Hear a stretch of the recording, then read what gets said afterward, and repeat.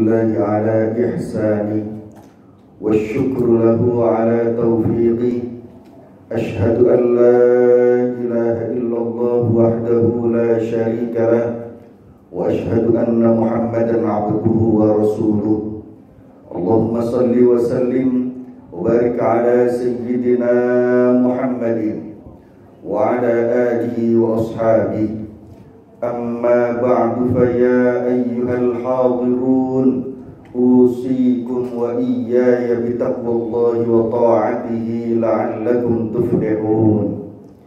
Alhamdulillah, kita masih berada di tempat ini untuk melaksanakan berbagai macam aktivitas ibadah di hadapan Allah Subhanahu wa Ta'ala. Tiada lain adalah karena kemahabaikan dan pertolongan dari Allah. Semoga dengan bersyukur kepada Allah, Allah istiqomahkan keimanan, keislaman, keihsanan pada diri kita sampai kita kembali kepada Allah Subhanahu wa Ta'ala. Salawat dan salam semoga selalu terlimpah kepada baginda Nabi Muhammad sallallahu alaihi wasallam. Hadirin rahimakumullah, Allah Subhanahu wa Ta'ala berfirman di dalam surah Yusuf ayat ke-18. A'udzu billahi minasyaitonir rajim. Bismillahirrahmanirrahim. Wallahul musta'an. Dan Allah sajalah yang dimohonkan pertolongannya. Pertolongan di dalam bahasa Arab disebut inayah. Inayah secara bahasa berarti pertolongan, penjagaan dan pemeliharaan. Inayah menurut istilah berarti pertolongan Allah yang di luar kemampuan manusia. Inayah pertolongan dari Allah Subhanahu wa Ta'ala kepada makhluknya itu ada dua macam. Yang pertama, inayah lahiriyah, pertolongan yang sifatnya lahiriyah, jasmaniyah. Dan yang kedua adalah inayah batiniyah, pertolongan yang sifatnya adalah batiniyah. Inayah lahiriyah, pertolongan Allah kepada makhluknya yang bersifat jasmani atau lahiriyah, itu contohnya manusia terselamatkan dari musibah, dari wabah, dari penyakit-penyakit, dari berbagai macam cobaan-cobaan. Itu adalah pertolongan yang bersifatnya lahiriyah. Dan itu mutlak, sumber pertolongannya adalah dari Allah Subhanahu wa Ta'ala. Semakin seorang hamba itu sadar, yakin, dan di dalam hatinya membenarkan bahwa dirinya selamat dari wabah-wabah, selamat dari musibah-musibah, selamat dari bencana-bencana adalah karena pertolongan Allah, maka semakin Allah menganugerahkan inayah lahiriyah. Semakin sadar, semakin yakin, semakin bersyukur terhadap nikmat inayah lahiriyah, maka semakin ditolong Allah, semakin dipelihara oleh Allah dan dijaga oleh Allah. Yang kedua, Allah juga menganugerahkan inayah batiniyah, pertolongan yang sifatnya batiniyah, yang sifatnya hati. Manusia sudah Allah anugerahkan keimanan, keislaman, keihsanan, dan itu butuh dijaga, butuh ditolong, butuh dipelihara sampai akhir hidupnya oleh Allah Subhanahu wa Ta'ala. Kalau tidak dijaga, kalau tidak dipelihara, kalau tidak mendapatkan inayah batiniyah, pertolongan yang sifatnya batiniyah dari Allah Subhanahu wa Ta'ala, na'udzubillah tsumma na'udzubillah, iman kapan saja dapat lepas, Islam kapan saja dapat hilang, ihsan dapat kapan saja menghilang dalam hati seorang hamba kalau tidak mendapatkan inayah batiniyah. Siti Masyidah adalah seorang yang sangat tinggi keimanannya di hadapan Allah, ketauhidannya luar biasa di hadapan Allah. Bahkan ketika raja mengancamnya bahwa akan menggoreng dirinya dan anaknya yang masih bayi kalau masih berpegang kepada agama ketauhidannya, yaitu beriman kepada Allah Subhanahu wa ta'ala. Namun apa yang terjadi? Siti Masyidah walaupun diancam, walaupun anaknya dimasukkan ke wajan yang isinya minyak panas mendidih, bahkan dirinya harus berkorban untuk terbunuh pada saat itu, namun Allah tetap menjaga iman, Islam dan ihsan yang ada di dalam hati Siti Masyidah. Inilah inayah batiniyah. Di dalam kasus yang lain ada seorang syekh yang bernama Barsiso. Luar biasa takwanya, luar biasa keimanannya, luar biasa tanaman-tanaman kebaikan di dalam hatinya. Namun karena tidak mendapatkan inayah batiniyah, tidak mendapatkan pertolongan, perlindungan dan pemeliharaan dari sisi batiniyah oleh Allah Subhanahu wa ta'ala, Syekh Barsiso wafatnya dalam keadaan su'ul khotimah, tidak membawa iman, tidak membawa Islam dan tidak membawa ihsan di dalam hatinya. Na'udzubillah tsumma na'udzubillah min dzalik. Lalu bagaimana dengan kita? Seukuran Syekh Barsiso saja yang keimanannya dahsyat, yang ketakwaannya dahsyat, ibadahnya luar biasa di hadapan Allah, wafatnya berkemungkinan hilang imannya, hilang Islamnya, hilang ihsannya. Apalagi kita yang imannya belum tentu kuat, ibadahnya pun mungkin masih malas-malasan, tentu lebih butuh inayah batiniyah di hadapan Allah Subhanahu wa ta'ala.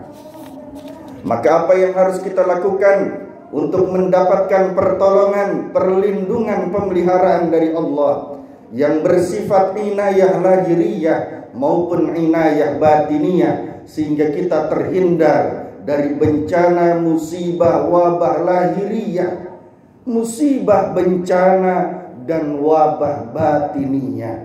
Yang pertama, kita harus melihat Allah Subhanahu wa ta'ala berfirman di dalam suratul Fatihah ayat kelima, A'udzu billahi minasyaitonir rajim. Bismillahirrahmanirrahim. Iyyaka na'budu wa iyyaka nasta'in. Hanya kepadamu ya Allah kami menyembah, dan hanya kepadamu kami memohon pertolongan. Pada ayat ini Allah tegaskan bahwa seharusnya hati kita, pikiran kita betul-betul butuh selalu akan pertolongan dari Allah. Baik itu pertolongan berupa keselamatan lahiriah maupun pertolongan berupa keselamatan batiniyah sampai akhir hayat kita, sampai kembali kepada Allah Subhanahu wa ta'ala. Maka ketika kita membaca suratul Fatihah, khusus pada ayat Iyyaka na'budu wa iyyaka nasta'in, hati harus benar menghadap kepada Allah, hati harus benar memohon pertolongan berupa inayah lahiriah dan inayah batiniyah di hadapan Allah Subhanahu wa ta'ala. Yang kedua, diajarkan oleh baginda Nabi Muhammad SAW yang diriwayatkan oleh Abi Dawud, derajat hadisnya adalah sahih, bahwasanya baginda Rasulullah SAW mengajarkan doa, Allahumma a'inni ala dzikrika wa syukrika wa husni ibadatik. Ya Allah, tolonglah hamba untuk berzikir kepadamu, bersyukur kepadamu, dan beribadah kepadamu dengan ihsan. Kita meminta untuk selalu ditolong oleh Allah Subhanahu wa taala di dalam doa yang diajarkan baginda Nabi Muhammad SAW ini. Yang ketiga, kita juga harus yakin bahwa wujudnya keselamatan lahiriah, terwujudnya keselamatan batiniyah itu adalah karena inayah dari Allah. Kita selamat dari kecelakaan itu murni pertolongan Allah, bukan karena usaha kita, bukan karena ikhtiar kita. Tapi hati harus sadar bahwa kita selamat dari berbagai macam wabah, musibah, bencana. Tiada lain adalah karena kemahabaikan dan pertolongan dari Allah. Kita juga harus sadar bahwa kita sampai saat ini masih diberi keimanan, masih diberikan keislaman, diberikan keihsanan oleh Allah. Tiada lain adalah karena pertolongan dari Allah Subhanahu wa taala, sehingga menuntut hati kita untuk bersyukur kepada Allah Subhanahu wa taala. Setelah kita sadar bahwa kita selamat, setelah kita sadar bahwa kita mendapatkan inayah lahiriah batiniyah dari Allah, masih ingat Allah, berarti itu pertolongan batiniah dari Allah. Masih dapat berzikir, itu pertolongan Allah. Masih bisa sholat, itu pertolongan Allah. Maka hati kita terdorong untuk bersyukur terhadap inayah-inayah yang diberikan oleh Allah Subhanahu wa ta'ala. Yang terakhir, untuk mendapatkan inayah lahiriah dan batiniyah, banyak melakukan pertolongan kepada makhluk Allah selain diri kita, karena Allah Subhanahu wa ta'ala. Allah Subhanahu wa ta'ala berjanji, wallahu fi aunil abdi ma kana al-abdu fi auni akhihi. Allah selalu dan terus menerus melakukan pertolongan kepada hambanya yang terus menerus melakukan pertolongan kepada saudaranya. Hadirin rahimakumullah, semakin banyak kita melakukan pertolongan kepada saudara-saudara kita karena Allah, maka semakin Allah menganugerahkan inayah lahiriah dan inayah batiniyah. Semoga Allah Subhanahu wa ta'ala selalu memberikan anugerah kepada kita, pertolongan yang bersifat lahiriah, pertolongan yang bersifat batiniyah. Semoga Allah Subhanahu wa ta'ala mengangkat wabah virus corona.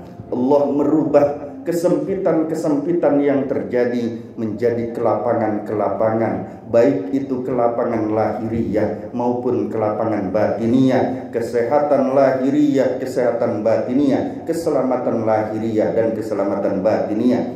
Semoga Allah kembali menyehatkan seluruh yang sakit. Semoga Allah Subhanahu wa ta'ala menyehatkan hati seluruh orang yang beriman, termasuk kita di dalamnya. Semoga Allah Subhanahu wa ta'ala mengampuni dosa-dosa kita, dosa kedua orang tua kita, dosa kaum muslimin muslimat seluruhnya. Semoga Allah mewafatkan kita dalam keadaan husnul khatimah, husnul khatimah, husnul khatimah. Barakallahu li wa lakum bil Qur'anil azim, wa nafa'ani wa iyyakum bima fihi minal ayati wadh-dhikril hakim, wa taqabbala minni wa minkum tilawatahu innahu huwas sami'ul alim. Allahumma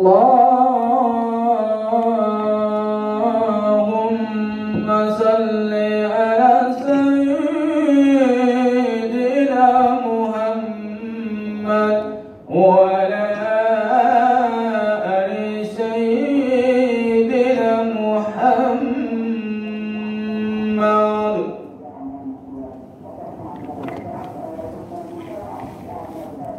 Alhamdulillah, alhamdulillahilladzi amarna bil ittihad wal i'tisam bi hablillahil matin. Ashhadu an la ilaha illallah wahdahu la syarika lah, iyyahu na'budu wa iyyahu nasta'in, wa ashhadu anna sayyidana Muhammadan 'abduhu wa rasuluhu al-mab'utsu rahmatan lil 'alamin. اللهم صل وسلم وبارك على سيدنا محمد وعلى آله وأصحابه أجمعين. أما بعد فيا عباد الله اتقوا الله ما استطعتم وسارعوا إلى مغفرة رب العالمين واعلموا أن الله سبحانه وتعالى أمركم بأمر بدأ فيه بنفسه وثنى بملائكة المسبحة بقدسه، فقال تعالى في كتابه العظيم: أعوذ بالله من الشيطان الرجيم. إن الله وملائكته يصلون على النبي يا أيها الذين آمنوا صلوا عليه وسلموا تسليما. اللهم صل وسلم وبارك على سيدنا محمد وعلى آله وأصحابه وقربته وأزواجه وذريته أجمعين، وارض اللهم على أربعة الخلفاء الراشدين سيدنا أبي بكر وعمر وعثمان وعلي وعلى بقية الصحابة أجمعين وتابع التابعين ومن تبعهم بإحسان إلى يوم الدين، وعلينا معهم برحمتك يا أرحم الراحمين. اللهم اغفر للمسلمين والمسلمات والمؤمنين والمؤمنات الأحياء منهم والأموات، إنك سميع قريب مجيب الدعوات يا قاضي الحاجات. ربنا آتنا في الدنيا حسنة وفي الآخرة حسنة وقنا عذاب النار. عباد الله إن الله يأمركم بالعدل والإحسان وإيتاء ذي القربى وينهى عن الفحشاء والمنكر والبغي يعظكم لعلكم تذكرون. فاذكروا الله العظيم يذكركم وادعوه يستجب لكم ولذكر الله أكبر.